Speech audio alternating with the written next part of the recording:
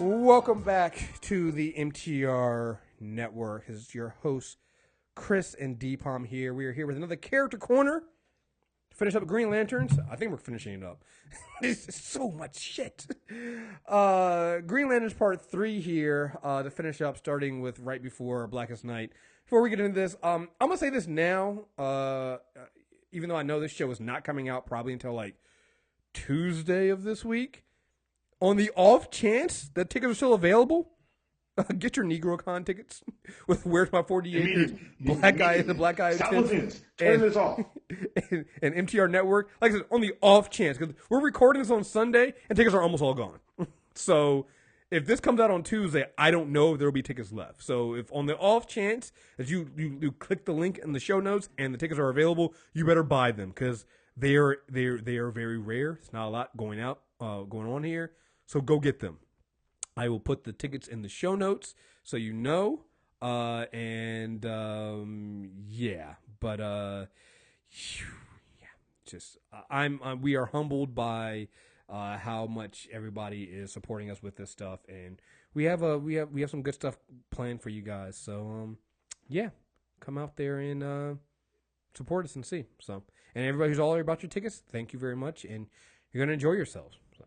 All right, let's get back into this stuff. I don't think we had any new reviews on iTunes. No new reviews, so we can get right into this. I know people have been enjoying our Green Lantern Character Corner. We left off right after the Sinestro Wars, right? I believe so. Yes. Because we started talking some stuff after that with the oncoming war. I realized we're going to just yada a bunch of stuff. Well, there's just so, when I realized there's just so much. Like, even I didn't catch up on everything here. There's just so much going on here, and like, again, I like what Geoff John did here, but oh my god, it sprawls. Yeah. And let me be real here. So we're about to do this right now, and there'll be a point in this podcast where I turn on the books. And if you're one of those people who's like, oh, I've never liked Geoff John's stuff, that's cool. Don't turn this off. Because as much as this does sprawl, we're going to get all the details, as much as I do feel like this is a story idea that kind of, they saw the possibilities and never built any walls around the story. Mm-hmm. So it kind of became we can do this too, there's 4 issues there. Oh, let's create another book. It feels like out of the hand, but at the same time, in the way corporate things work, I understand success. You're going to try to harp on the success and make more money off of it. I get it. We now have seen what happens when Geoff John's hand isn't at the wheel. Right.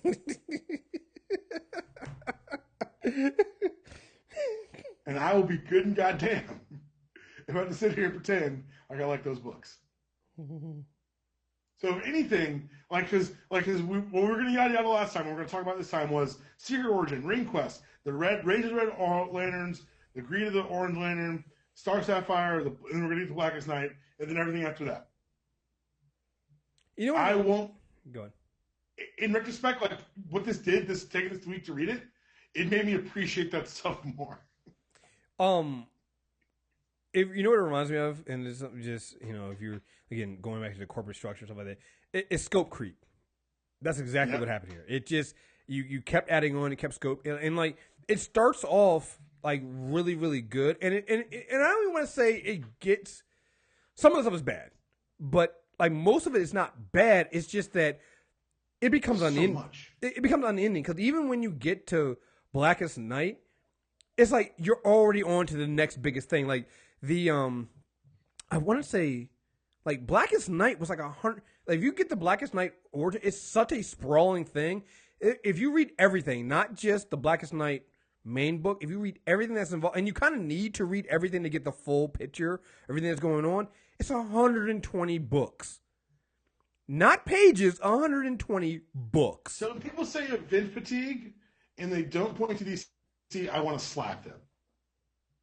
120 separate 20-page comic books.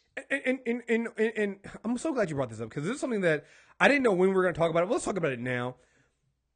People are bullshitting when they say event fatigue because let me tell you about event fatigue. No, the thing is, yes, I'll let you finish. Because reading the new 50 the Rebirth stuff with Batman. It's great, enjoyed it, right? I had to stop for a minute because I'm trying to read the story, and after the first arc, I think the first like 6 or 7 issues, they do like what is it, like Night of the Monster Men or something like that. But the problem with that mini event is literally you're reading Batman, then you go to read the next issue to find out what's going on. The next issue of Batman, there are 2 issues in between that you have to get. Part 4 of the story. Right, it's part 4 of the story. You got to go and get a Nightwing book. You got to go get, like, I was reading Detective Comics, so it's okay. But you also have to get a Nightwing book to get part 2. That is event fatigue, where you literally cannot continue on your story. And it's important pieces, not some stuff they can simply recap. Like, important pieces of the story. And DC has always done that. You don't believe me? Always. Go read Under the Red Hood. Go try that, all right? Go try that. Go try It's the wildest thing. DC's comic books never really get the scrutiny that Marvel's comics do. I think it applies to movies as well. But we did the John Hickman New Avengers Character Corner, comic book club a couple months ago, where literally it's just 3 books that he's writing. Right.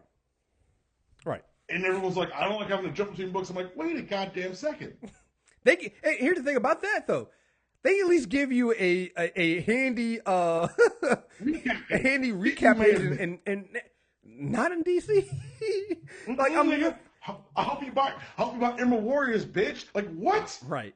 Like the only way Emerald Warrior. The only way to read some of these things, and this is how I've survived reading some of these things, I had to go out and make sure I had the trades. That's the only way. It's literally the only way to get it done. It's the only way to get it done. So, but that's where this comes in, and you get a lot of that with this stuff. Like, so, and I think that by reading the trades, it made it easier for me to appreciate a lot of what was going on because I didn't miss a story. But there were times when I didn't have the trade and I had to go and find. I'm like, what the fuck is going on here? Like, and the order is sometimes out of order. Like when you were trying to read some of these things, so when you start the War of Light, when we finished the Sinestro War, and you had this idea of all these different other cores based off of the emotional spectrum, and you're basically getting some more information on each of these cores, like the red, the orange, the blue, indigo, sapphire, stuff like that. Like if you're just reading the Green Lantern books, all of a sudden, Carol is a sapphire. When the fuck did that happen? You know, it's things like that happen, and it's just you have to read them in order, and you have to get orders, and that to me is more as a bigger problem than event fatigue. And the other problem too is like this is literally event after event. Like the stuff with Green Lantern, it's literally you just ended Sinestro Corps War, which is a huge thing, and you immediately go into the War of Light, which you need to read before you can get. Because what I did last time was I read Blackest Night right after we did Sinestro Corps War and was all fucking confused. So that's why when I was like, maybe we should stop here. Yeah, so I had to go back. And then after reading all of this stuff before, Blackest Night made so much more sense. So, yeah, for these things, you have to get a reading order. And what I'll try to do in the show notes for this stuff is I'll put down what we read, but I'll also try to include links to reading orders if you want to get the entire picture and you just have a lot of time on your hands. And I'll put in links to the entire reading order for some of these things, and you can go from there. Before we get too far into it, I do want to point out that, like, while I really, like, there's parts of this I really enjoyed, and you're going to hear it in my voice when I talk about it, it all comes back to an Alan Moore backup story in GLC Annual number 3, titled In Blackest Night, where this prophecy is told about the fall of the Green Lanterns. And that's basically what John's mind for the duration of his run. He added flesh to it. He made it more palatable. He made it very interesting, in my opinion. But he took a 4-page story and made it everything about to talk about. And I think it's really interesting that it all kicks off, the reading for this one kicks off with a retelling of the origin of Hal Jordan. Mm-hmm. If you're keeping track at home, this is at least the 3rd time we've done this. Right. But it's important. Each time, each time they add something to it. Like this time they added Atrocitus and the Black Ring and the Red Ring, and it makes sense eventually. But as a monthly reader, I was like, where are they going with this? Couldn't you have intertwined this with an ongoing story? But what they were doing was they were in a holding pattern because shipping schedules, and they needed to have GLC catch up. And I get it. I'm not stupid. At the same time, did we need it? I don't know. What did you think about Secret Origin? The same thing you were thinking. Like it's interesting, it's good, and it gives you a good foundation going forward. And I think that's the problem. Like I went back and read Secret Origin after I kind of read some of the other stuff, so it made sense to me in the fact that I knew what was coming. I knew what it was setting up for, so it was okay. But if I had read this just starting off, it would have been like, that's kind of weird, you know? And that's my thing coming in with a lot of this stuff, especially the stuff pre-Blackest Night. I ended up reading it to get myself more information on what I had read in Blackest Night. So my opinion of it probably might be a little bit higher than somebody who was on a daily scale. Like I don't see how anybody did this on a daily. I mean on a monthly. Like no, that would have driven me crazy. That would have driven me crazy. But that's kind of the mark of good writing, like because he's able to keep that tension and keep that interest at the end of like. There's one thing you say about Geoff John: people love or hate him. I don't get the hate, but he knows how to end a book, right? To where you're like, I got to read the next one. Yeah. And he has some, and not only that, but I like the fact that he doesn't forget the history. I think that's an important piece of this stuff. Like all of this stuff, what I found interesting about the Warlight, going from Warlight all the way, I would say, all the way to Rise of the Third Army, the thing that actually all the way to Wrath of the First Lantern, all the way through New 52. What you're basically getting is you're getting the rise and fall of the Green Lantern Corps and these other corps and stuff like that, but really the story seems to be to me is the fall of the Guardians and how far they're going, and that they're going too far, and that for all the work that the Guardians have done, the Guardians of the Galaxy have done to bring order to everything by shoving off their emotions and controlling everything, that the real problem and the real threat to has been them the entire time. Yeah, it's both the fall of the Guardians and the redemption of Sinestro. Yep. Yes. Those are kind of like John's, and obviously the love letter to Hal Jordan that started in Rebirth and continued through Wrath of the First Lantern. Right. It's really interesting because even at the end of the Sinestro War, it's like, oh, y'all are killing now? Then I got what I wanted. Mm-hmm. I wanted the Green Lanterns to be scary again. I wanted them to be feared and respected of the galaxy, and it took me building another corps for you guys to do that. Yeah, I mean, and what you see at the beginning with the start of the Warlight stuff that deals with, right after Secret Origins, and you get the Ring Quest and the Green Lantern. And here's the thing, I actually really enjoyed because this is something that I didn't get to do in the previous readings. I spent a lot of time reading Green Lantern Corps, the Green Lantern Corps book. Yeah. And I've really enjoyed it. And the reason why I really enjoyed it is you take it off of Earth. You basically, in Ring Quest, Green Lantern Corps, you have Kyle and I think we kind of talked about this last week. I mean, last show. Kyle and Guy basically realizing that, you know what? Maybe we need some time off of Earth.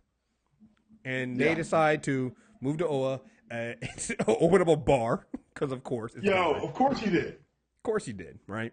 Open up a bar and basically just be the bane in any order-driven Green Lantern was pain in the ass. He himself a new nemesis in Salak. Right? Yes, nemesis or just somebody he likes to poke and prod. That could be both. Yeah. This I like how Salak's a lot madder at him than he is at Salak. Yes, that is definitely because it's like. Salak is so into order and following the rules. And not only do you have, Earthlanders are known for not following the rules, first of all, but then you bring in the one Earthlander that is probably breaks the rules probably more than Hal Jordan does in Guy Gardner. And he wants to live on Oa and build a bar. He's like, well, we already have a drink dispensary on Oa. Why do we need them? It doesn't serve beer. It's not, it's just, the entire thing is just, it's just great. And the pairing of Guy and Kyle, it's a really great pairing. It just really is. But beyond that, the thing I really liked about the Green Lantern Corps book is it's really more about the Corps. So you get a lot of stories that don't just focus on, like Kyle and Guy are there, but you get a lot of stories about other characters as well that they throw in there. And the Rand and Theragarian ones, like it's about Cole and his partner, like the idea of sector partners, like, and for all the things we were talking about, like you said, the problems with scope and the scale and some things got in hand, the little details that John's adds, sector partners, it's brilliant. Every book you read is now a buddy cop movie. Mm-hmm. Yeah. And you can play them off each other so well. Like maybe they get along, maybe they don't. Maybe they have the same way of doing things. Maybe it's Guy and Kyle, where you're both highly regarded lanterns, but one of you because you're just the core ass kicker who solves problems. The other one because you literally kept the light of the green burning when the universe went dark. Yeah. They Soronak as this is later on in the story, but it's through the Green Lantern Corps book that she's the daughter of Sinestro. Like, there's just a lot they do here with that actually gives you more insight into the ongoing War of Light than the normal Green Lantern book that's focused mostly on Hal. So, like, Green Lantern Corps, and it's not written by Geoff John, but it's still written really well. And like you said, it just expands so much. So John still had editorial control over all the books going into New 52. Mm-hmm. After New 52, they just relegated him to GL. That makes sense. And you can tell. Yeah, no, that makes a ton of sense. Because, like I said, the story it's not written by him, but it has his fingerprints all over it. It just does. It's Dave Gibbons and Patrick Gleason. Yeah, no, and that's honestly, if we're talking about all the books here, that I think it's 63 issues. That's my favorite run of Green Lantern. Yeah, no, yeah. I'm glad you said that because I was like, man, I know you didn't say this, but I'm really liking this Green Lantern Corps stuff. Like, it's just because this is even like when Guy has to go undercover with like the Dark Lanterns. Mm-hmm. Like that's like it's such a cool. It's never referenced again. It's one story, but it's awesome. Yeah. So, So in Ring Quest, you basically get they're hunting down the rest of the Sinestro Corps rings. Mm-hmm. And this is also really when you really start getting the increased extreme tactics of the Sinestro Corps. They start going after families. Like at one point, Crib is a creepy fucking character. Oh my god! Like Crib literally was killing lanterns and stealing their kids. You had another one. You had the quintet, or I think they were calling them, that were going after the families of new recruits and taking their eyes and sending their eyes to Oa. Like it literally started raining, but it was raining eyeballs. No shit. They got away with a lot of shit in this book. Like it gets like that's the thing that you see here, and I think that's the underlying thing here. The fall of the Guardian, and this is what you can see that Sinestro was kind of hinting at with, like the Sinestro Corps War ends with Sinestro, quote unquote, defeated. But in reality, when you go back and see it, he really won. Not only did he get what he wanted in the Guardians rewriting the Book of Oa to allow lethal force against the Sinestro Corps, he got everybody to increase their tactics, and it pushed the Guardians to actually bring on the prophecy that they claim they were trying to stop, and they don't know this. They also don't know that one of their Guardians is also kind of moving that hand and moving things towards that because they were corrupted by the Anti-Monitor and the Black Lantern. But yeah, it's there's a lot of small moving parts here, but you see this slowly happening. The increased tactics against the Sinestro Corps. You have, and I don't have the exact books when they do all these things. The new rules they start putting into the Book of Oa. Right. So one of the first ones they do obviously was when they authorize lethal force against the Sinestro Corps. Then they add another one in there. Lethal force is authorized against all enemies of the Green Lantern Corps. I think it's the It might be in Ring Quest. Revolt of the Alpha Lanterns. You say what?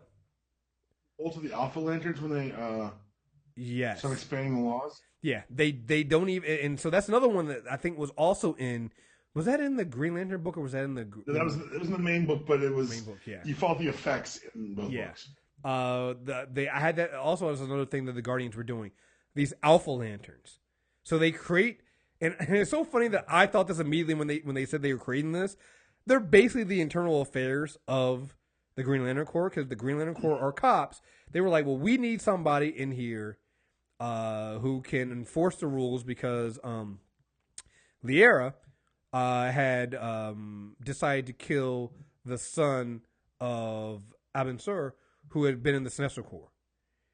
He had gone and he had slaughtered, I think, he slaughtered like an entire, like not an entire planet, but he slaughtered a bunch of peoples.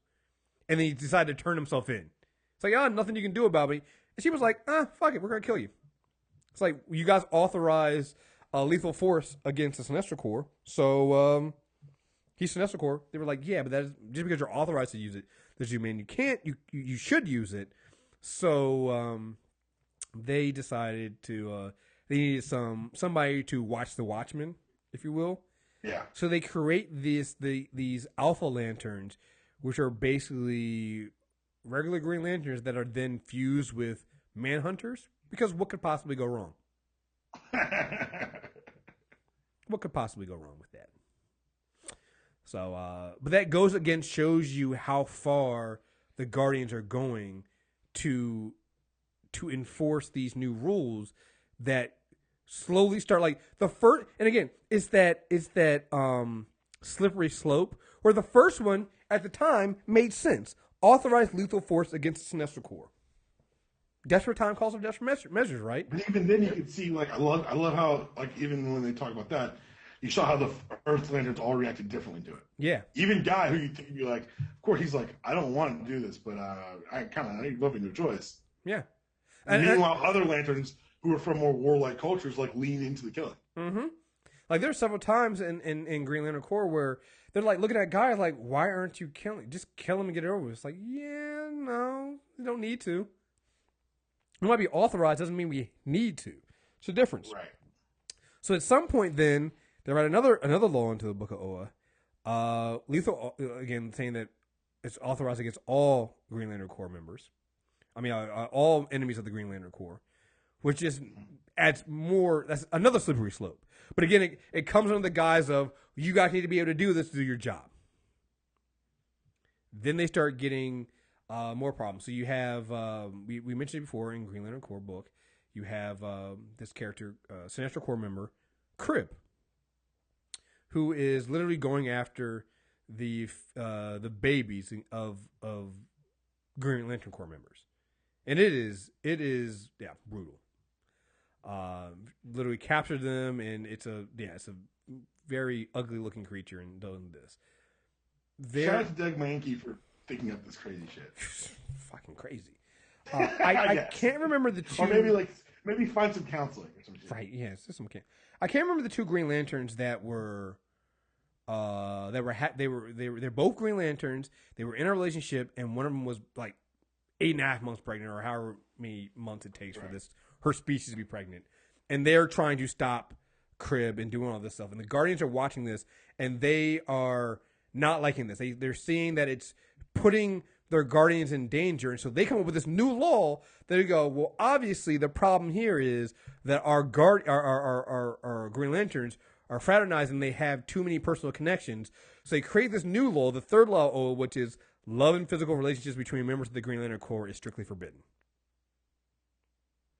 And it doesn't seem like a lot at that point, because the story ends and the two members of the Green Lantern, they save their child and they resign. Seemed like fine until you realize, like, I think like the next issue or the issue after that, it's a Reign of Rings, a bunch of other Green Lanterns resigned. And what that means is you have a core that's now been weakened by the Guardians, in that they now have to find replacements for sometimes veteran members of the Green Lantern Corps. So what the Guardians don't realize is this is upcoming war, because they're also dealing with the fact that these other corps along the spectrum are gaining more and more power. They're now weakening their own Green Lantern Corps, and they're just pushing along us closer and closer to this war that leads to Blackest Night. But they don't see it because they're so caught up in removing all this emotion. You also get a relationship between forming between Kyle and who was it? Was it Sornak? Yeah, so it was. I couldn't remember if it was going to be. Yeah. And this is after the law was formed, and they were like, "Fuck it, we're going to do it anyway." So, but yeah, that was So you get those first three laws there, and you already start seeing the turn of bad things happening with the Guardians, and you also realize that the Guardian there's one Guardian, the one that was scarred during Sinestro Corps War. You can see is having she has the what is it? What was the book called? The Book of the Black. The Book of the Black. She's storing the Book of the Black under Oa, and she's literally weaving these things and is pushing things closer to Blackest Night, and the rest of the Guardians don't realize that. And she's way more militant than they are, which is sad because all of them are kind of militant right now. You get that story with Mongol and the Black Mercy, which, by the way, Mongol's a fucking problem. Like, there are just certain people that shouldn't have power rings, and that is one of them. But yeah, fucking problem there. He's trying to using the Black Mercy, and you find out that the Black Mercy that I think we got that in Rebirth. Was it in Rebirth? No, we got the Black. No, the Dawn. Where they meet the Mother Mercy? No, not the Mother Mercy, but the flowers themselves. We first saw them before. I can't remember which. I think it was the last show we did. But you get Mother Mercy. It was Hal and Green Arrow. Right. And so this one, you get the Mother Mercy, which is basically a sentient being that feeds on dead bodies. Go figure, right? And sends out her flowers to help ease their pain, but Mongol was using his yellow ring to help them instill fear into people. Right. And that's where we kind of ended. That's where we ended predictably. Like I was like, by the time this ends, because the Black Mercy starts turning and hoping the Green Lanterns fight against Mongol. Like when this ends, it's gonna become a Green Lantern, part of the Green Lantern Corps, and that's what ends up happening. It actually gets both rings. It gets both a green ring and a yellow ring, but it makes a choice to keep the green ring instead and be a Green Lantern versus being in the Sinestro Corps. So, I'm trying to think of what else was in here for just Green Lantern Corps stuff before we go back to the main book. You get the Sons of the Sapphire stuff, so you get more information on how the Star Sapphires became and what's going on with them. You get a little bit of Green Lantern Serac looking who can speak to the dead, trying to be sent out to find the body of the Anti-Monitor. And you get them to add the fifth rule into the Book of Oa, and I'll get into the fourth rule when we go back to to the red and orange stuff. But the fifth rule was the Green Lantern Corps could no longer take prisoners, because what was happening was they were storing their prisoners into the science cells, and at some point, I think they call this Guardian the Guardian that is corrupted Scar. She manipulates the science cell so that it causes a breakout, and so you have some of the Red Lanterns fighting. You have some of the Sinestro Corps and some of the just regular criminals that aren't like power ring holders at all, and they're all fighting and they're all trying to some of the prisoners start returning and helping the Green Lanterns fight back. But what ends up happening, the Guardians decide that once the riot is quelled, that the way they handle this is, they don't need to take prisoners anymore, and they start executing prisoners.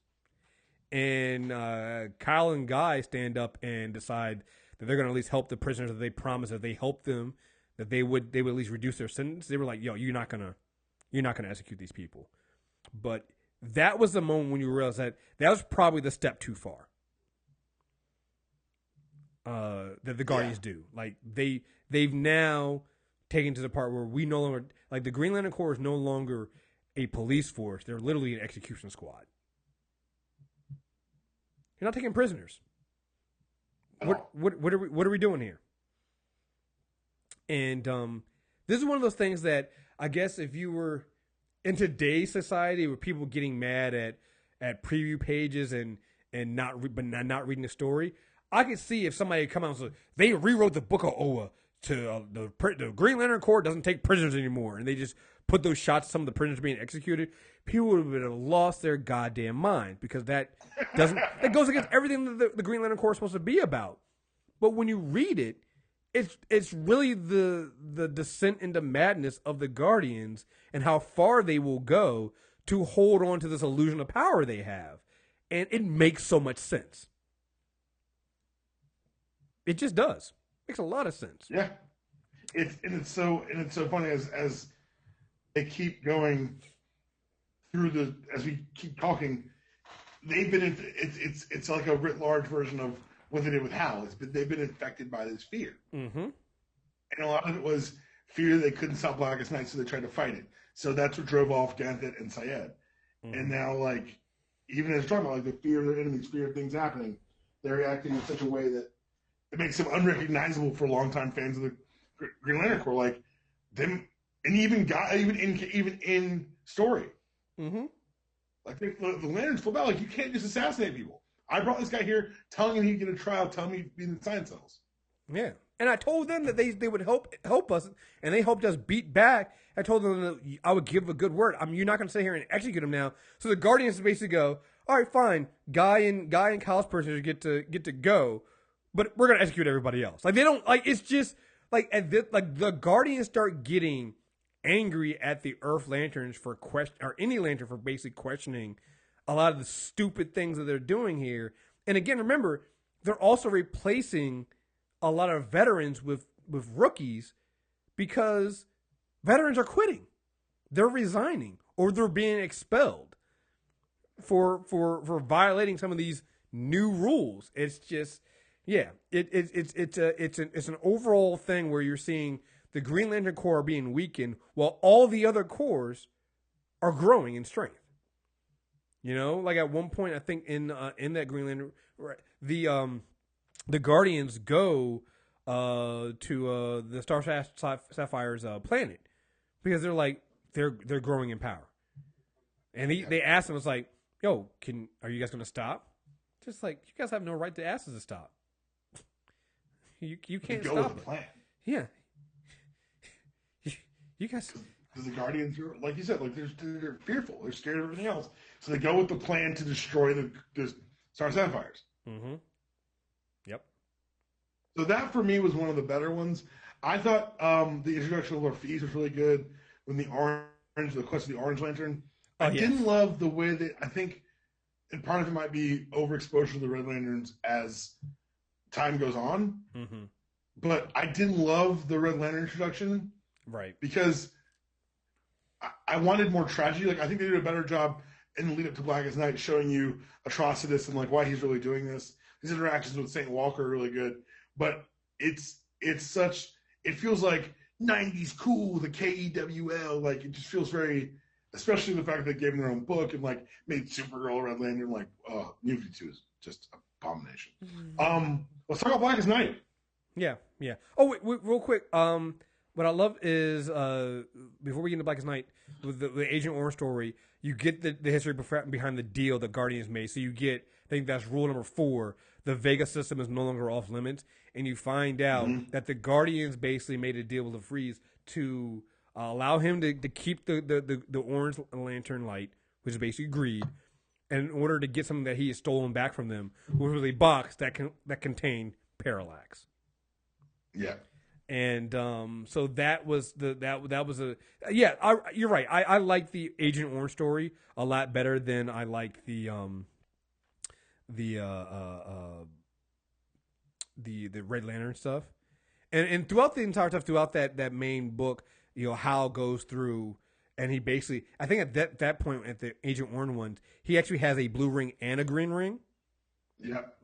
And basically what they did here was, One of the things that was interesting, the blue rings represent hope, and so they drain yellow, they drain fear, but they charge the green. So and they enhance will. And they enhance will. So and which comes really important because the Ganthan and them they told the other Blue Lantern they were creating, because it takes like there's so few Blue Lanterns because it takes like 2 weeks to create a Blue Lantern. They literally have a retreat to talk to them. But Ganthan wanted them to get Sinestro and to get Hal, and the Blue Lantern thought that they meant to give Hal a blue ring and he would become a Blue Lantern. It was like, no, he's going to lead the Blue Lanterns as a Green Lantern, because the Blue Lanterns, their rings only work when they need a Green Lantern. It's like it creates a lot of the symbiosis. And what I liked about the way they did this, and there's more kind of rules of what drains what and what powers what, and it becomes important later on in some of the stories.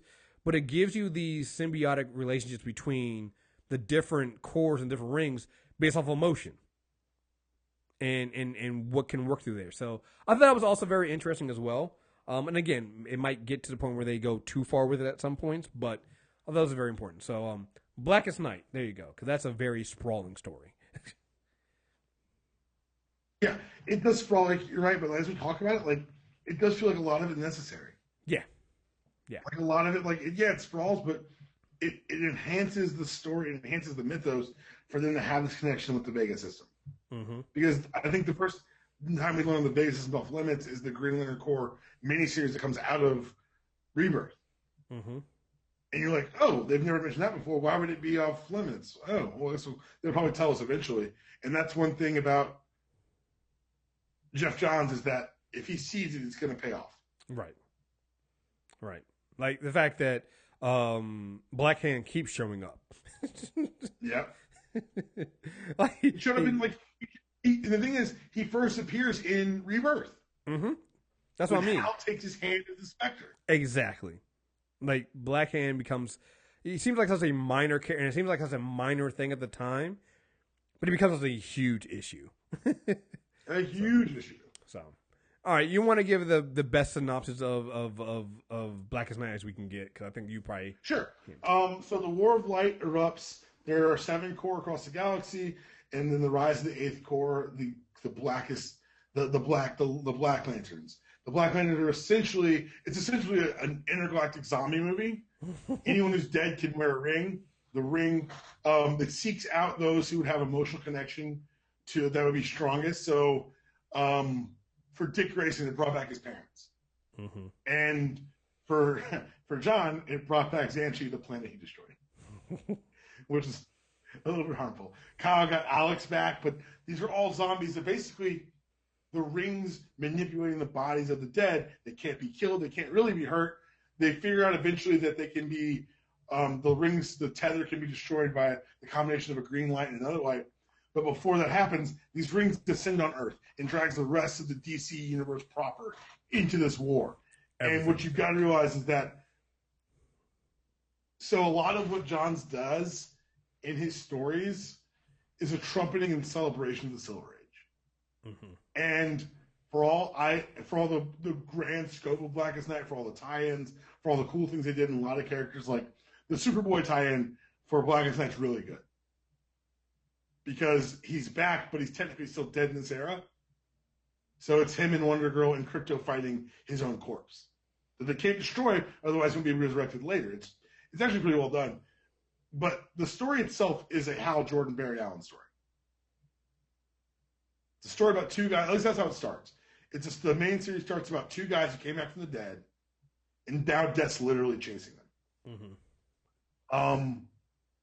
Story culminates with the guardian of the Black Lanterns, Necron, who was a minor Green Lantern villain from the 70s, kind of being reimagined like Johns does, and he now conquers the dead. He wants to end all life in the universe.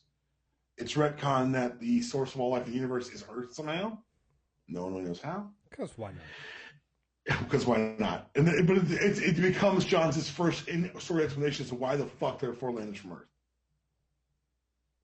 Why is their emotion so strong? Why are they able to master these different rings? Because Earth is unique in the universe and it's positive in different ways. So the end of the fight comes down to these dead corpses generating emotional energy to rise, for Necron to rise, and Necron wants to end all life. The heroes fight back. The White Lantern is invoked for the first time in Mythos. And if you're saying to yourself, it sounds a lot like fucking Care Bears, you're not wrong. No, yeah, actually, no, you're not. Care Bears Like and violently. I think Hal's like, this is ridiculous. Yeah. I think I saw this on the Saturday morning cartoon once. No, I'm not gonna lie. Sometimes, and I think that's the thing that helps with some of the story. Sometimes when the shit gets way too out there, the characters themselves goes, "This is fucking nuts." And what that does is it makes you as a reader go, "Okay, cool. So it's not just me. All right, cool. It's like, well, I'm not crazy. Okay. Okay, they know it's crazy. Okay." So.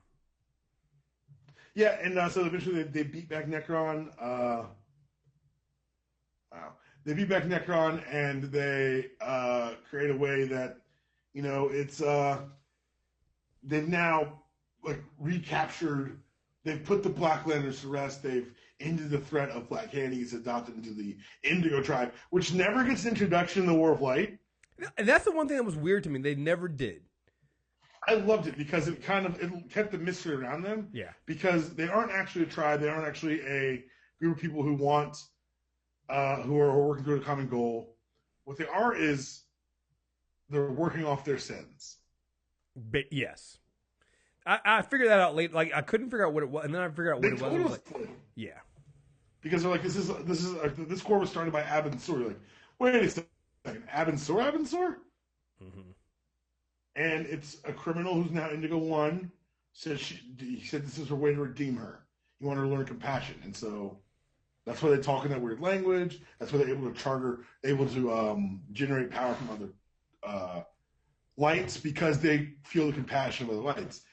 So Blackest Night ends. We can talk about the rating implications for the DC universe. It brought back, I think, 8 dead DC characters, including Eobard Thawne and Digger Harkness, and the Hawks, who died at the beginning of Blackest Night, which you sons of, like, why kill them? Anyway. Right.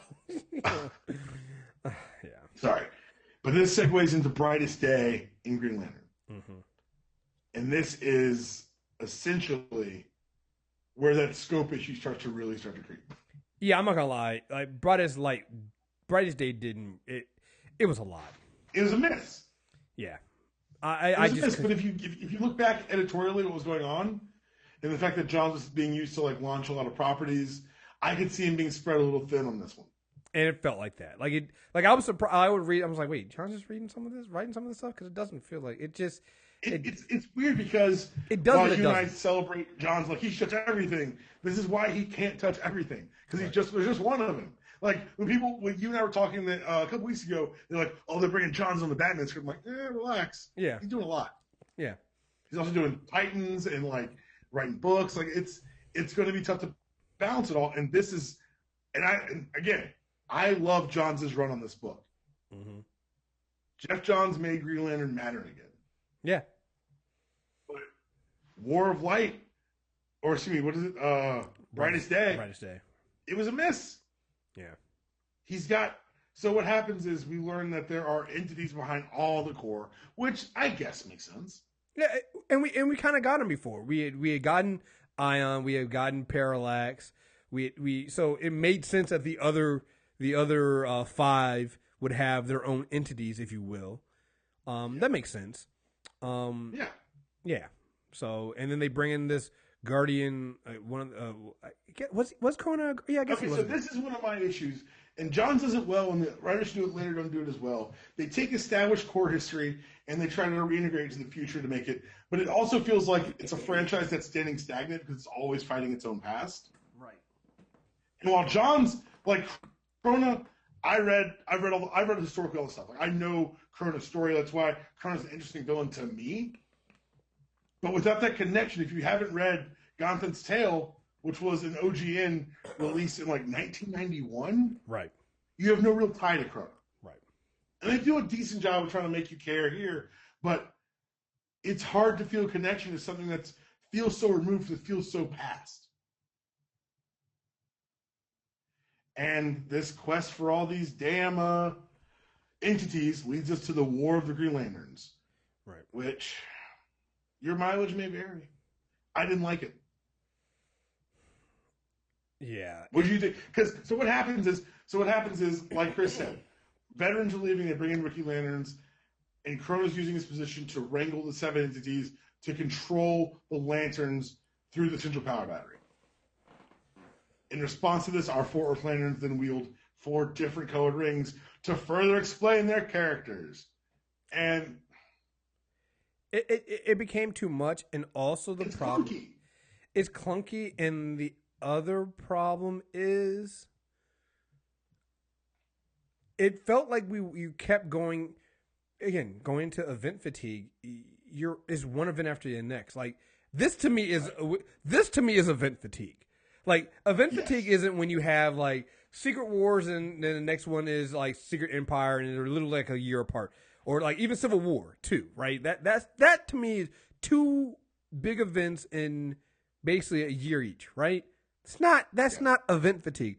Event fatigue is literally when you read the Green Lantern and you literally just got out of Blackest Night, then you go into Brightest Day, which Brightest Day you're like to yourself, oh, okay, so like a little follow up to Blackest Night, it won't be that bad. No, that's sprawling too. That is a lot. Because everything, and I get it. And I know people are gonna say this is Deepalm, Chris. These are sequential comics. Everything is clearly leading something else. I get that. I understand that. I've read comic books long enough, and I enjoy serialized fiction in that sense. But at the same time, because it's serialized fiction, you do need to put a bow on certain stories. Even if your writer's going to stay on the book and things are going to build further, like I said, Chris's reading list. So the reading list goes like this, and I shit you not. Revolt of the Alpha Lanterns is 48 through 52. GL 53 to 62 is Brightest Day. War of the Green Lanterns is 63 to 67. So that's from 48 to 67. Every one of those books has been tied to a larger story. Right. It's tough. And not only just that, but we learned so many different things throughout some of these things. Like I want to say, I think it's in Brightest Day. You get you get some of the backstory on Atrocious.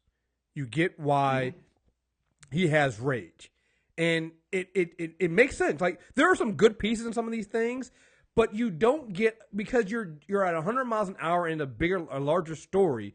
There's so much other stuff going on here. Like there's some stuff that happens in War of the Green Lanterns that you would think would have, and it does have larger impact, but it kind of doesn't. Like you have John killing Mogo. He kills another planet, and he has to do it. But at the same time, it's like they almost kind of yada it because there's something else going on here. So he kills a planet. Hal gets kicked out of the Green Lantern Corps at the end of this because he kills Krona, and the Guardians punish him.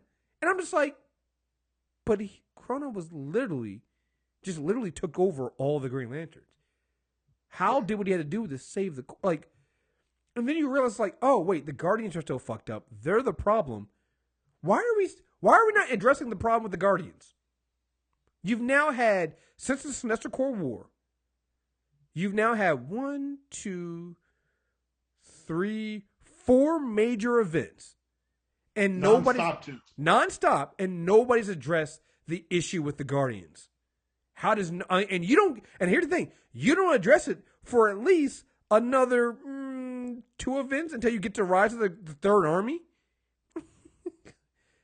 Actually, no, I'm sorry, you don't address it until Wrath of the First Lantern.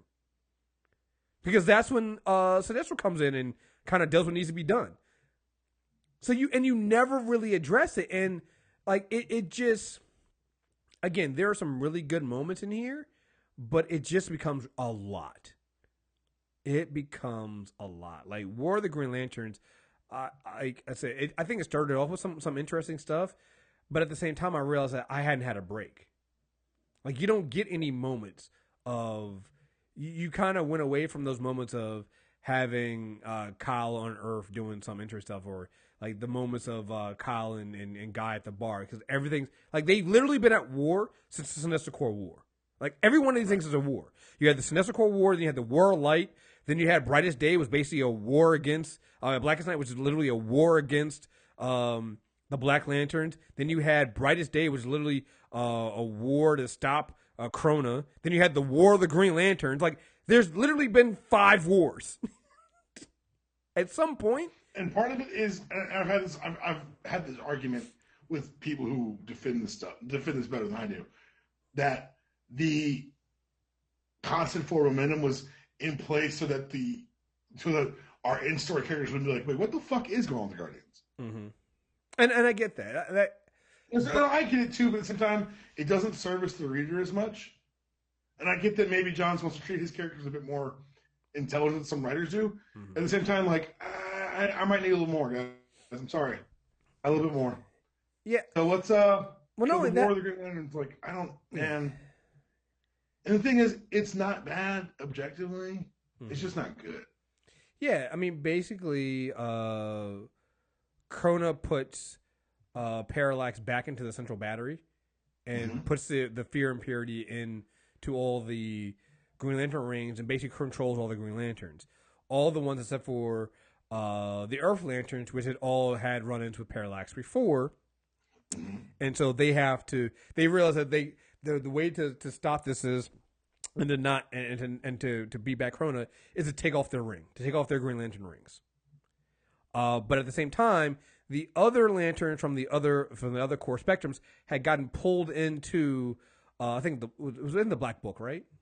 The new Guardians, as they call themselves, the new got pulled into the Book of the Black. The Book of the Black, but Hal had the rings, so Hal, Kyle, Guy, and John each take a ring, and they decide they're going to fight back using this. I think Guy takes red, the rage ring, because of course. Hal obviously takes yellow. Kyle takes, which one does Kyle take? Kyle takes blue, and then John takes purple. For compassion. Nobody takes the green one. Yeah, the indigo. Yeah. They didn't get the indigo one, and they didn't take the. No, John gets indigo. And purple remains unused. Yeah, purple remains unused. That's love, and nobody uses the orange one because that one is just like. Again, going back and reading the LaFreeze, the LaFreeze one stuff and the orange stuff, I did like how they did that because he's the only one with the ring technically, and his contracts are basically his core is basically people that that been consumed, and like the orange is a very powerful and strange ring, and a lot of people don't want to fuck with it. So the way Johns did it, he did it like the Roy Give, whatever, the chart, the color chart. Mm-hmm. And the further you are away from green, which is the middle, the less controllable your power becomes. Right. Which is why the Reds are literally vomiting their powers. Yes. And I think, was it during War of the... No, it was during Brightest Day, I think, I realized he can create constructs, which I'm just like, right. It's just a bad idea. Well, during this series, you got to remember that we also got a new book came out of here. I would advise no one to read it. It's Emerald Warriors. It's basically Guy going undercover, and it's bad. Yeah. It's bad. Yeah, he literally put "ugh" in there. I didn't like. I'm one of those guys who, at this point, like, you remember, I'm a monthly reader. So at this point, I'm on the edge of my fucking seat. I'm like, this is pretty. You know what? Hey, look, I've talked myself into it. I've got my pull list. I'm like, let's do this. Let's make it happen. And then I'm like, new Green Lantern book starring Guy. I'm like, I like Guy. Let's make it happen. Mm-hmm. And Emerald Warriors was just not very good. Yeah, no. When did this happen? This happened. So before. When did Sodom Yacht sacrifice himself in the Daxam sun? Was that before Blackest Night? I want to say so, yeah. Yeah, because that's why they took him off the board. So earlier in there, because he has the Ion. Who was a character again created by Alan Moore in that story? Yeah, he has the power Ion, and before Blackest Night, he sacrificed himself in the Daxam moon to turn that moon that sun to yellow. To give the Sinestro Corps. To fight the Sinestro Corps that was being led by Mongrel on there. And I gotta say, I like that. I like that stuff to go back. I like that because he had, and again, it goes back to the idea, and I think that was in the Green Lantern Corps books.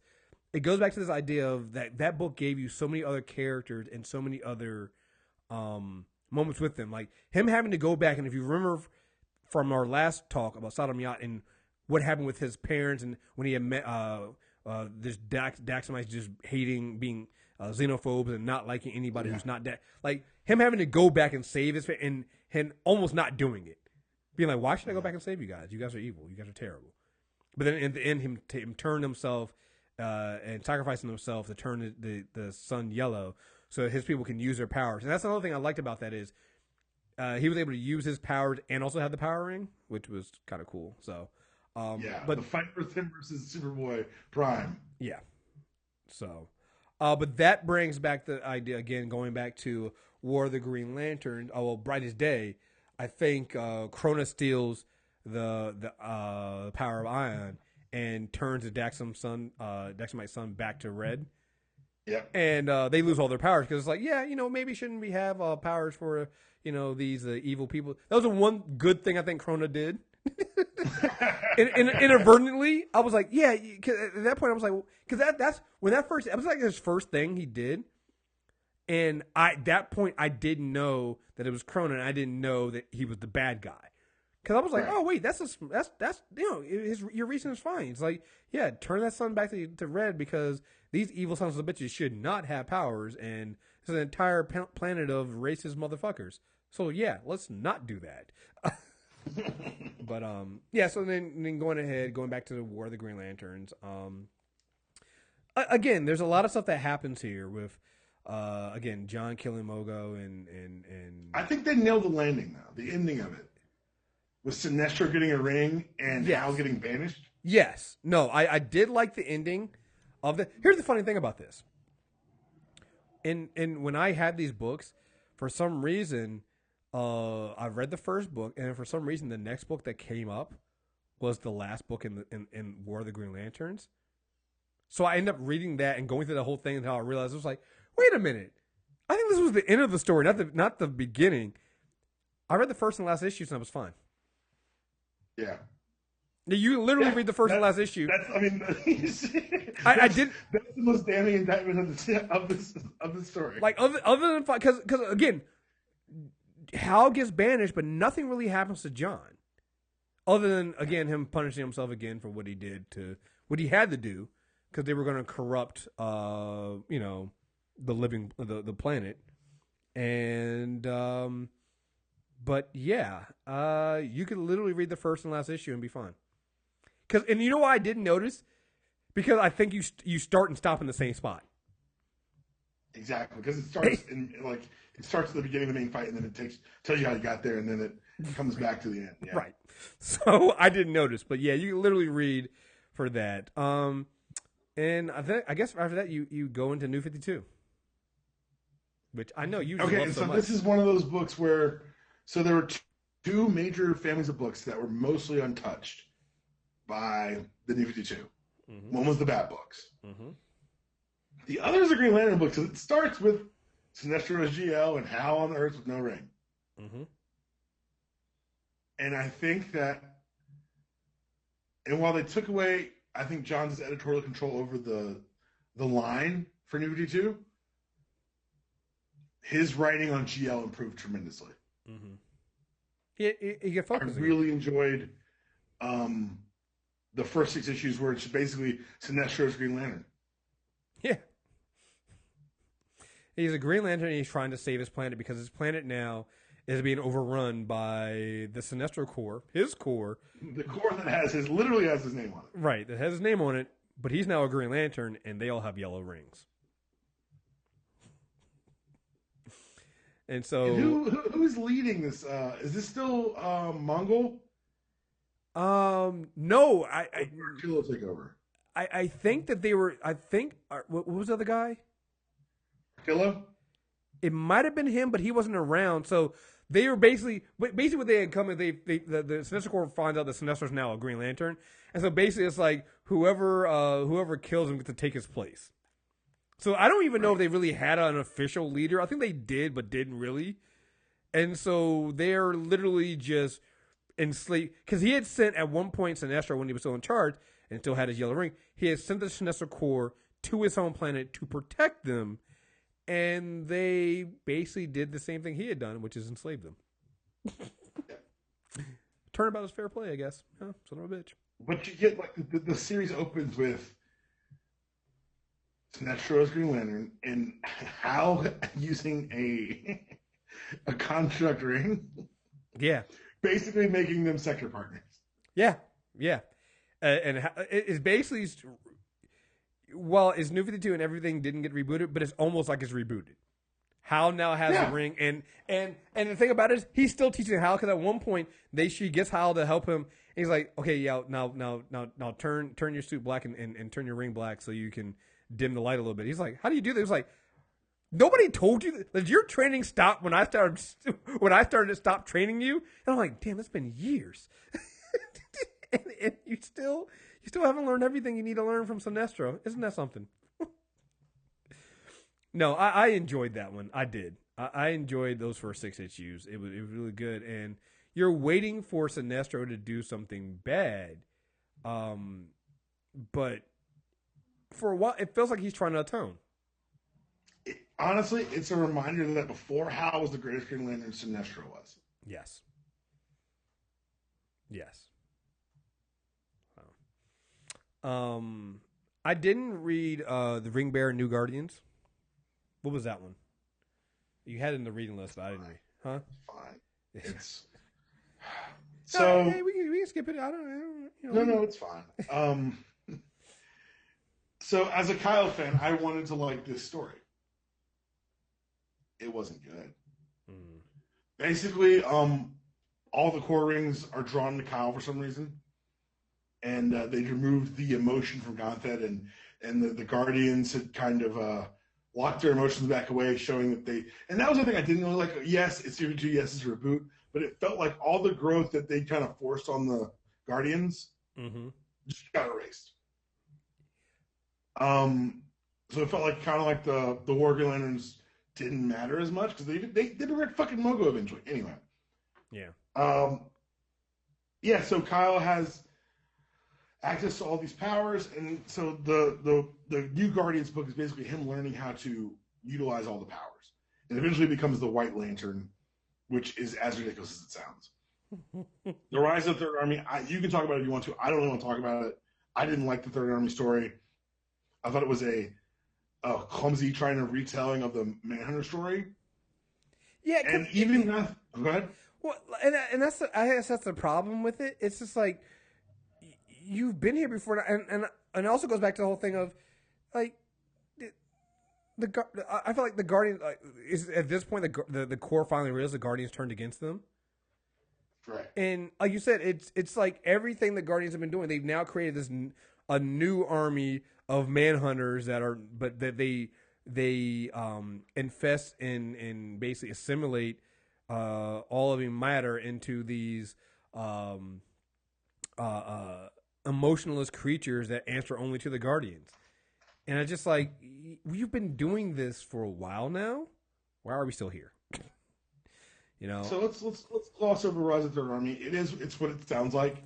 I guess the only thing new army. Yeah, go ahead. I was gonna say the only thing I would say is this is when you do not his first appearance, but you do get Simon Baz as a Green Lantern on Earth. Yeah, I was about to say. So the big takeaway here is Simon Baz is created. For those who don't know, Geoff Johns is of Middle Eastern origin, and he never really uses books as kind of like a love letter to the stories that he grew up with, the stories that he loved, and it all makes sense to me. But I thought it was really interesting that finally, this is probably a solid 8 years into writing GL. Like probably a good 10 that he's been a made guy in comic book. That he was said, okay, I'm gonna do something here. I'm gonna take this shot and tell a story about someone like me. Right. So people say, oh, that's interesting. You don't seem to understand the parallels that he put in with Baz. He's half Lebanese, like Baz, he's from Michigan. They put the relationship with his sister because, for those who don't know, Geoff Johns' sister died in one of the AirTran flights. Was it AirTran? It was Value Joe. It was before that. And that's where the character of Stargirl came from. He wrote her after his sister. And this was the next time, in my opinion, that he really got a chance to inject himself into his books. He points to the Flash because he turned Keystone into Detroit, which I thought was really interesting. If you go back and look at it that way, yeah, think about it. Yeah, it's really so he probably doesn't more than I give it credit for, but I think that Simon Baz was the first time he explicitly injected part of his ethnic identity into the books, and for all the like, and even me, I was kind of like, it feels a little tokenish, because they made him like a terror suspect, right? And he's the lantern with the full face mask. I'm like, come on, guys, this feels like. Well, and I think the more I've read, go ahead. I was gonna say, and the biggest thing was because the way I remember when they first announced him, and the way they showed he had the guns. Nigga, I was like, come on, man. Like, right. Shit. It didn't make sense. But then when I read this, I was like, oh, no, it makes sense because it's the first time he uses his ring, and he needs to use his ring because he didn't know how to use a ring. He didn't charge it. So the ring failed on him. So when somebody goes, why do you have a gun? He's like, well, it runs out of, the power ring runs out of power, so what do you guys do when your power ring doesn't work? And it's a great way to communicate that fear. Yes. Without having it to be extra normal or extraterrestrial power or, oh, it's a giant space bug that lives inside your head. No, he just scared the rings and died on him. And guess what? That makes perfect fucking sense because it died on the first time you could use it. Right. I mean, like, and the other thing that got me, I was like, man, how are they going to explain this guy? And I was like, and I love the fact that, again, John does this. When you think something is ridiculous, he has other characters go, because every other lantern he comes across going, why do you have those guns? Like, whether it's the Justice League, or other Green Lanterns go, why do you have that? What is that on your hip? I'm not even going to ask. That's just stupid. It's just like they react the same way we react. But then when you see his reasoning for it, and the fact that he was almost he was thrust into it was a worse position than Kyle. Yeah, because Kyle was given a ring, but at least he had Ganthet there. Like he was giving a ring, and it was a kind of a ring that had both. It was both the Sinestro's ring and Sinestro and Hal together. He was given it was rough. he was given a rough ride in the middle of these the Third Army taking over and the Guardians turning on everybody. Like he just didn't. And shit, when you think about it, the Guardians were gone, and with Kyle, like he's literally a Kyle again. Yeah. So I really enjoyed I didn't love his introductions. I didn't like the story. Right. But I like what the characters turned into. And I like what Johns did where he kind of set the table, but didn't try to solve the character in his time on the character. Mm-hmm. So for those who are reading current books, Simon doesn't get rid of the pistol till like a month ago. Yeah, I heard. Yeah.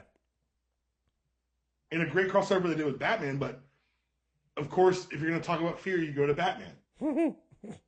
And it's a Scarecrow story, and it ties in Yellow Lanterns. It's actually really kind of concisely well done. But I think that the best thing Johns did with this, the two best things that Johns added to the mythos were obviously the different core. Because we can say it was overused or misused. It's an idea and story possibility that freshens up Green Lantern. It definitely does. And when you realize how each of the rings work and complement each other, there's a lot you can do there. And so, it might have gotten some scope creep there, here and there, and gone too far in some places, but it is an absolute great idea. And it makes sense, especially when you look at what was happening with the Guardians and them wanting to shut themselves off from emotion. Having this, it makes sense. It makes perfect sense. And the second thing for me was Simon Baz. Because he created a character and didn't say, I have to solve all these characters' problems, or I'm the only one allowed to write him. He said, I'm putting this character in the world as well-formed and as put together as I can, and I hope everyone does well with him. And the great thing about part of it's his promotion to president and CCO of DC Comics and his ties to the multimedia expansion. But I think that him being able to create a character and step away from the character is something you don't see. It's a level of confidence you don't see out of a lot of creators these days. Yeah. And that's the thing about the Rise of the Third Army. You start reading, you get Simon Baz, and then he disappears for like several issues. You don't see him again. And then he comes back. It's just a really weirdly paced. And like I said, you didn't like I read most of it. But you know the thing that I really didn't read, and you have I know in real big quotes here. The Red Lantern stuff is just not good. Like I try because and I guess because you're reading them in order, and the Red Lantern story just comes out of nowhere, and I'm like, I don't give a shit. All to have them go and have them Atrocious reprogram the Manhunters. Oh, because I think at some point you realize that again, Atrocious is so mad because the Manhunters were They destroyed his sector. And Sector 666. They came in and laid waste to everyone. He's the one survivor on of the sector. Right, and we've known that before. He blames the Guardians for that. What you find out, so, to be fair, huh? Rightfully so, blaming the Guardians. Yeah, rightfully so, because it's still their fault. But you find out, I think, either through Rise of the Third Army or in Wrath of the First Lantern, or it might be before then. You find out that what it was it? It's not Krona. It's the First Lantern. I can't remember what his name was. Kofu. He reprogrammed the Manhunters to do that. So it wasn't a flaw in the Manhunters programming. They were specifically programmed to do this to teach the Guardians lessons about shutting off emotion, and well, that just didn't work. And so let's move past the Rise of the Third Army. It happened. It gave us Adam Yacht. We moved on. Mm-hmm. Wrath of the First Lantern, for all the things I say I don't like about certain things about Geoff John's writing, he minds the past too much. He keeps series and standstill. He does blah blah blah. This right here, I stood and applauded. That last issue that he ever writes of Green Lantern 20 and 52, is amazing. Yeah. It's I read it right before we got on. I was like, it's a perfect comic. Mm-hmm. Because the framing device is there where he takes us in the future, and it's a newly minted, newly badged green. For those who have been reading or not reading along, when new lanterns come on board, there are white circles. Until you complete training, you get the badge.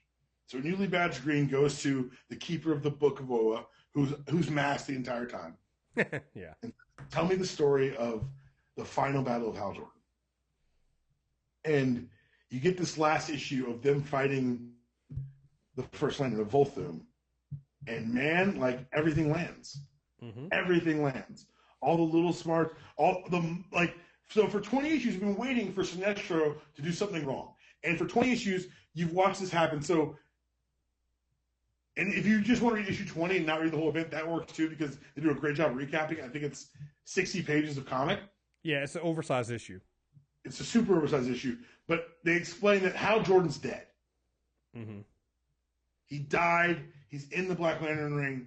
And this story is everything we talk about. We talked about that John's big three themes are the proof that the Guardians are corrupt and cannot be redeemed. Mm-hmm.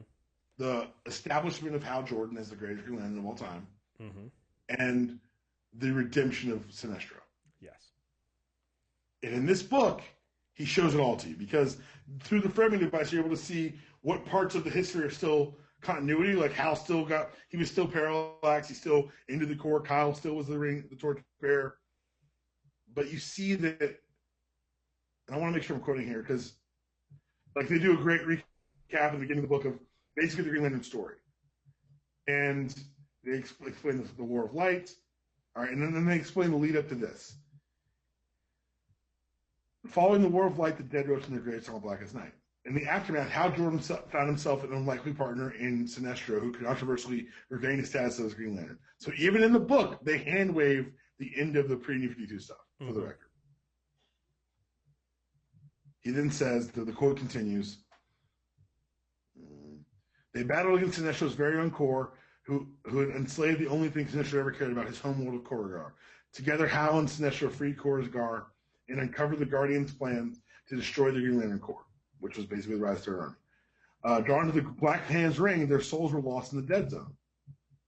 A new Lantern of Earth, Simon Baz, attempted to rescue Hal, but using Simon Baz, Sinestro escaped instead. So that's where you think the Sinestro turning evils happened. He left Hal there. Right. While Hal saw another way out, the universe faced the wrath of the First Lantern, a mysterious being named Volthoom. When Hal learned of Korugar's destruction at the hands of the First Lantern, which tells you why Sinestro broke out instead of Hal did, so it doesn't look as evil as it did, he says, he refused to wait for any help any longer. I have no other option. You see him take the Black Hand's ring off his dead finger and jump to his death inside the Dead Zone. Mm-hmm. And Hal Jordan died. And that's page 9 of this book. Right. And then you get Sinestro in the remains of Korugar taking the Green Lantern ring off and putting the yellow one back on. And it's really the moment where he's chosen. Mm-hmm. you see that it wasn't him just advocating his duties as a Green Lantern. You say, I wanted this so badly. I wanted to be the greatest again. But the universe won't let me. Mm-hmm. And he puts the yellow ring back on. And you see that honestly, 20 might be the one issue you need to read. Yeah. Out of Rise of the First Lantern. Yeah, that's all you got to do. You just read that one, and it takes care of everything for you. Sinestro becomes Parallax, but can control it. Yo, you get my favorite line in the entire run. Were we ever friends? Oh, dude, I was just about to read that one. I'm sorry, I got it. Dude, I was reading it once. I was like, that's emotional. So what happens at the end is, Sinestro was able to defeat. They're able to with the help of Hal, they're able to stop the First Lantern, but Sinestro literally wills himself back to life. Yeah, he does. But Sinestro's not done. He decided he's going to do what he knows Hal and the rest of the Lanterns will never do, and make the Guardians pay for what they've done. And so it's funny. He's talking to Hal, and he says, "It's the Guardians' fault that the Korrigar is gone, Jordan. I have nothing left. They deserve to die for what they did. Deserved? It's too late. It's too late, Jordan.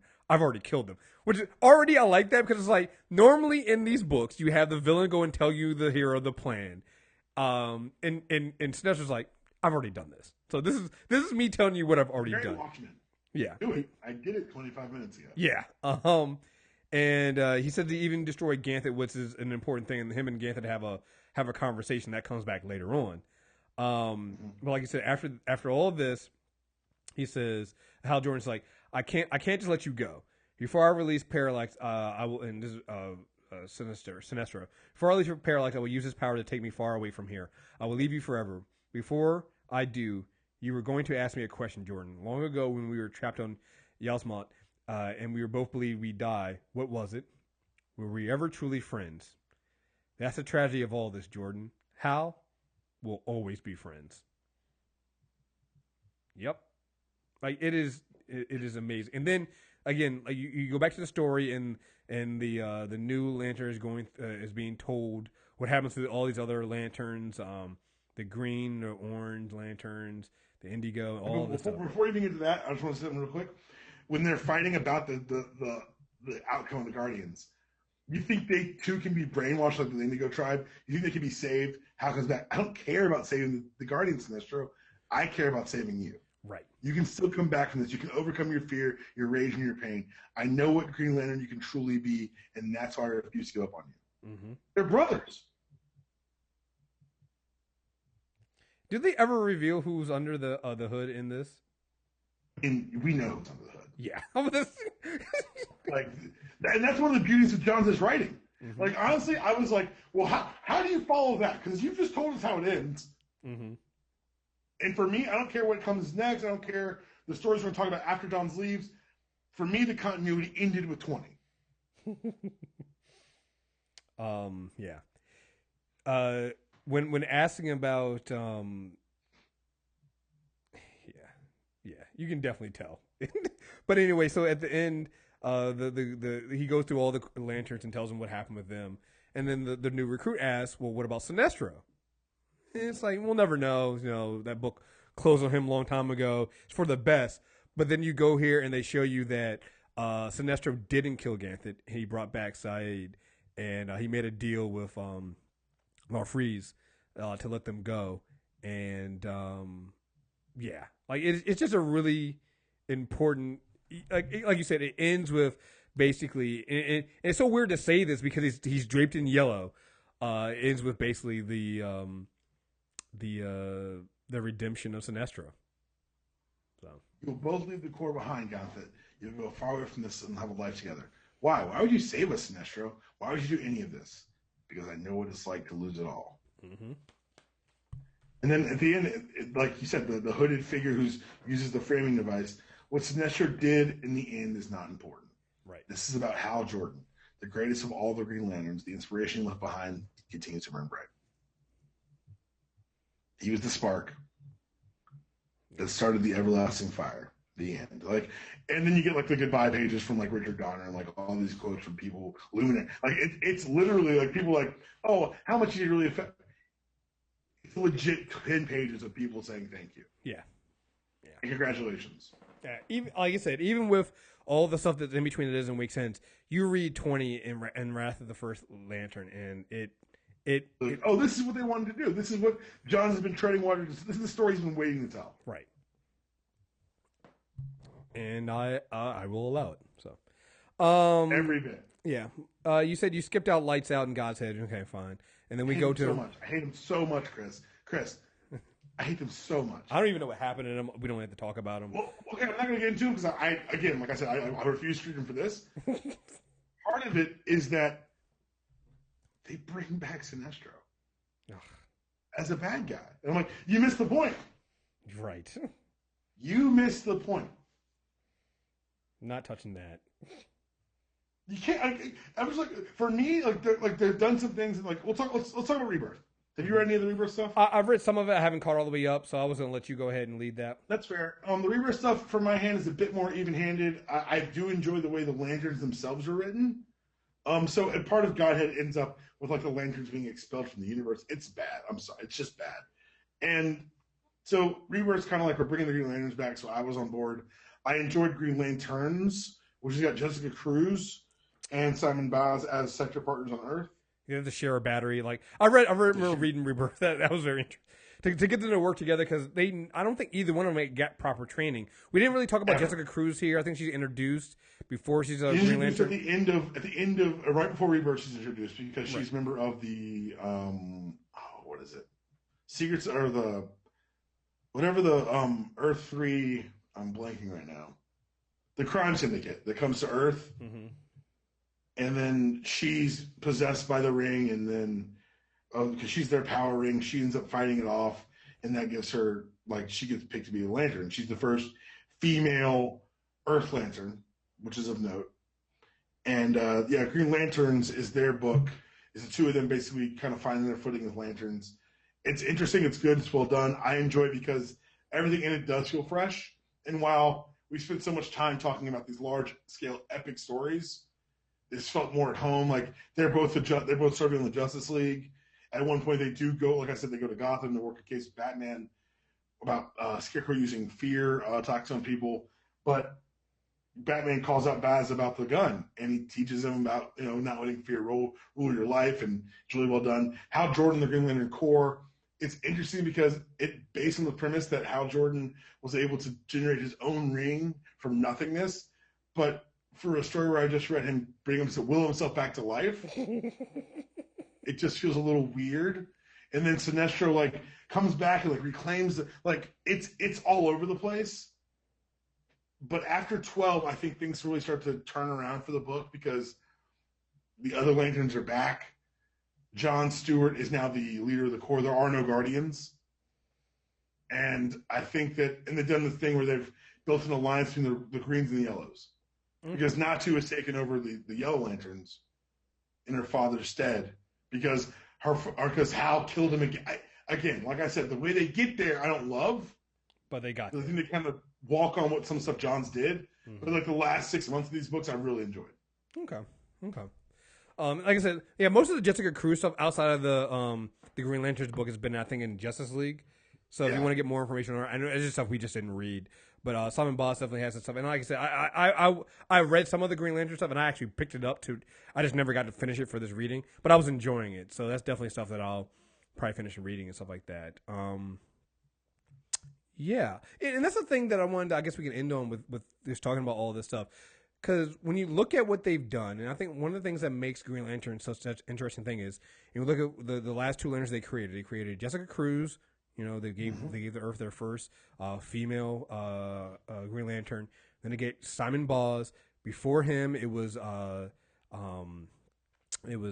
Kyle. Yeah. And then before that, it was John Stewart. This has been they did a really great job of diversifying the Green Lantern Corps. And granted, yes, Hal Jordan, the white guy, is the greatest Green Lantern of all time, but they've done a good job of making sure that there was a lot of diversity, and not just with the Earth Lanterns, but they did like there's a lot of.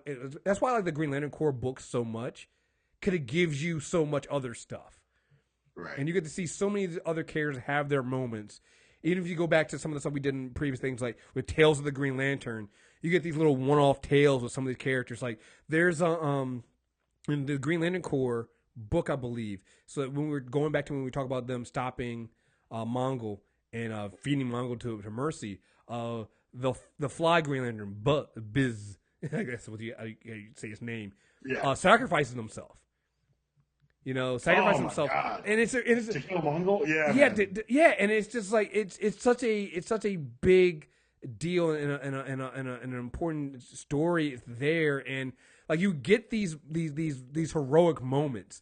It reminds me of when you start watching episode 3 of Star Wars, and they're like, oh, there are heroes on both sides. Like that's what this reminds me of. The Green Lantern Corps books are basically that story of giving you all those stories of the heroes of the war on both sides who do all these things. You get all this information here.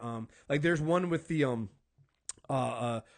cat, the Red Lantern, and you find out how it became a Red Lantern, and it seems so. Those little stories, you're right. It seems so silly because it's a fucking cat. A fucking cat became a Red Lantern. How this happened? Then you see the story and you're just like, oh damn, that's actually kind of sad. That's kind of fucked up. I totally understand why it's this way, So I really enjoy this. So even for all some of the faults we had, some of the later stuff, it just like again, I think their reach exceeded their grasp, and they just couldn't get everything.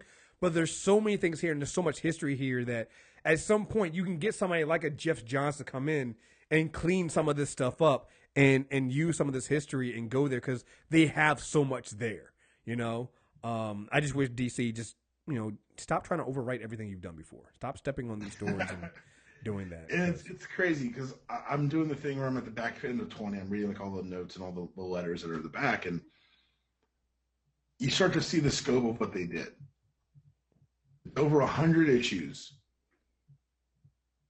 During Rebirth, we get the first hint of the spectrum of emotions. Mm-hmm. Like none of this was a mistake. Mm-hmm. All this was planned. Blackest Night's first mentioned in the first 7 issues of the Green Lantern ongoing. Like it's all just been growing and it's been building. It's been really well done. I think it's really well managed. I tip my cap to Geoff and the team, and I have hope for what comes next, because it looks like they've finally righted the ship on these books. And while you said I'm disappointed that they kind of turned away from some of the things that the bolder stuff that John's made to end it, because what he did was he ended Sinestro's story. Mm-hmm. Next time I was like, nah, I'm gonna use this shit. Which, whatever, and that's the nature of comic books. Like, you put the toys back in the box the best way you can, and someone could come out and wreck the toys again. No one knows what the guy next is going to do. But for someone who always wanted to love Green Lantern, who grew up on Kyle Rayner books, who was fascinated by Rebirth, who has had ins and outs with some of the other stuff, I just gotta say, reading this stuff's been a real joy. Reading it it shows you the things that we talk about. If you give a creator that you can trust and say, go tell us this story. And you know what, when you're talking about what they did was end up, with Sinestro and not ending there. You know what it reminds me? It reminds me of our conversation when we had with Magneto and what I think it was Morrison did with that one point with killing Magneto. And then he brought him back. Because he's like, at the time, you're like, oh, man. And then later on, you look back at what they did, and you're like, okay, and what we got out of that, eventually I get it. But at the same time, you kind of wish sometimes you could put some of these greatest characters to bed and just let them lay there. Or move on to something else. You don't have to always bring them back to this point. But, yeah, so, yeah.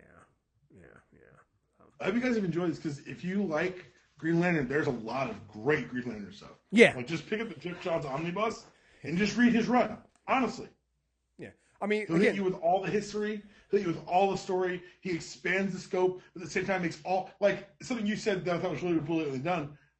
He made all the Lanterns matter. Yeah. It never felt like Hal Jordan and supporting cast. No. If you want to read Guy and Kyle, just read Green Lantern Corps. Yeah. Yeah. If you just want to read Guy Kyle and a band of Lanterns that you're going to know and love and mourn when they kill them, because they will kill them. Yes, they will. No, they killed Kyle. Yeah. During Blackest Night. Yeah. And another thing, the fun thing to do is when you read like large Lantern splash pages, just go through the pages and go through the characters, because you'll see like an alien Lantern. You'll see a Predator Yellow Lantern. Like the artists have fun with these too. Mm-hmm. Yeah. And like you say about diversity, like the best science fiction is our story told on a larger scale, on a more operatic scale. And that's what Green Lantern is. It's space opera with the most powerful weapon in the universe. I'm even talking about it now, I'm falling back in like Lantern fandom. Yeah. I'm like, I'm gonna go read Green Lantern Corps the rest of my day. And I know when you guys hear and read, you hear this one, you're gonna be like, well, you guys are kind of negative on some of the stuff in the end. It's just because, again, you got to remember, there's so much we covered here, and there's so much we didn't cover. Like, there's a lot of stuff, little things in here, little stories. I try to go through my notes of some things I made notes about. But there's so many little moments in here. Like, even in the stories that we didn't like, there are some really great moments in there. Like, you going through the Wrath of the First Lantern, you get this moment when you're going through each of the lanterns that comes across him. He basically goes through their emotional spectrum. On something like there are these moments here in these different books here. It's particularly when you get with the pre-Blackest Night stuff. There's a lot there that deals with how some of the people are chosen for their rings, and hosting. Like, and then even when you get Brightest Day, with some of the people that are chosen to be hosts for some of these entities. Like there's a little black girl that's chosen to be the host for the entity of Hope. You know, and it's just like there's a lot of these little things here that I think work. So even if we were negative on some of the overall story because of how sprawling they are, you can find some good stuff. Like there's I'll put it this way: there are more good Green Lantern stuff in here than bad. 100%. So, yeah. You got anything else you want to say about this, man? Before we end this? No. Read John's stuff. Read the Gibbons. And Gleason Green Lantern Corps book. Read it from issue 1 on, and avoid, if you don't see John's name on it, avoid it. I hate to say that, but the shortcomings that we have with John's stories are never shortcomings in execution. Mm-hmm. We think that maybe the scope got too big or a plot got lost, but it's never. For all the things that even in his stuff we're excited about, there are no poorly written comics. No, there are a lot. Everything makes sense. You know what it is? It also might be is I need to go back and read some of this stuff and just take my time on it. It's a lot when you're trying to cram it into a week. Yeah. It's also like when you're reading it next to someone like you read Sinestro War, then you read something that's a little underwhelming. The gap's gonna feel bigger because you just read Sinestro War. Exactly. There's just no time off. So. That's something I hadn't really considered. You're 100% right. Yeah. So we're cramming a lot in there. Let's see. I know there was we had a lot of things listed up for stuff we would do next. Do you want to go back and do those Wolverine villains? So that would be kind of easy to knock out. Let's knock that out. That's fine. Yeah, we can knock that out. So we'll be back in a couple weeks to knock that out because that'll be something simple. We don't have to reread a whole lot of stuff. It's basically going back to some of the stuff we did for the Wolverine book and just going back and focusing more on the villains that we kind of glossed over when we did his whole entire story arc. And then we'll come back and we have some other stuff to talk about that I've written down, and I'll talk to Deepam about how we're gonna deal with those, and we'll go forward. But yeah, folks. Well, actually, what you got? Well, Peter Parker is back in the MCU. So a 4-parter or a 6-parter? What are we gonna do? I mean, all of June. Yeah, let's do it. All right. So we'll knock out Wolverine next, and then we might get into some Peter Parker stuff, guys. So yeah, I know what I'm signing myself up for. You know, the Peter Parker stuff will be a little bit easier because we've done the Rogues War. Yeah, you're right. So it might not be that. It'll probably be 2 or 3 parts. Yeah, it'll be at least 2 parts, at least. Because I mean, there should be at least two stories an episode where we're like, well, if you read this at one sitting, just bring tissues because Right. I'm going to be upset. Because that's like he's always, without getting too much of a Peter Parker run here, he's the punching bag of Marvel. They're like, what's the worst that can happen to a character? Do it in Spidey books. Do it in the Spidey books. Like, what if we bring back his dead parents as clones? Yeah, do that. Do that. Not only that, but it's like he's so bad. Matt Murdock's looking over him going, dude, are you okay? And if you listen to our Matt Murdock book, if you listen to our Matt Murdock Character Corner, you're going to be like, damn, is that bad? Yeah. Yeah, I just pulled that. By the way, that parents coming back thing is like the end of an issue in like 1992 that was like a 3-issue arc with Chameleon. That's how fucked up Spider-Man's life is. Yeah. So that's like his dead parents come back from the grave to torment him is a very minor footnote in the Peter Parker story. Yeah, so let's Didn't even deal with the devil. Anyway. Oh yeah, it's gonna be fun. You know, maybe you can reach out to Dan Slott and see if he wants to give us a little 15-minute like spiel before we do that one, because that'd be kind of fun. So we'll talk. All right, folks, guys, thank you guys very much for listening. Again, Character Corner on iTunes, Stitcher Radio, Google Play Music. Get us all there. Leave us a 5-star review. We'll read it on the air for the next one. If you have any suggestions, email us mtrailerreviews@movietrailerreviews.net. This has been fun. I've enjoyed. Again, you're turning me into a DC and Marvel guy. I was already a Marvel guy, but you're turning me into a DC guy because I keep reading all these DC books. Like, this is like, we just did three episodes on the fucking Green Lantern Corps, guys. Yeah. Just come on. All right, folks, guys, thank you guys very much for listening. And until next time, we are out of here. Peace.